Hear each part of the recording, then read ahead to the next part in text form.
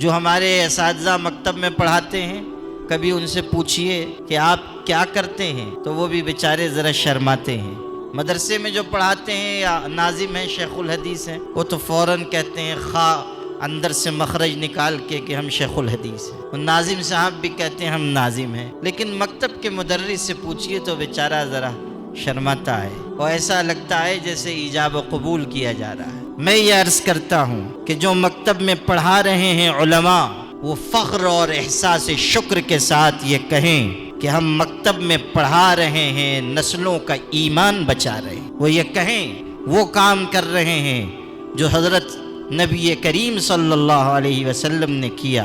हम वो काम कर रहे हैं जिसके बारे में सनद दी सरकार दो आलम सल्लल्लाहु अलैहि वसल्लम ने, तुम में बेहतरीन शख्स वो है जो कुरान सीखता है या कुरान सिखाता है।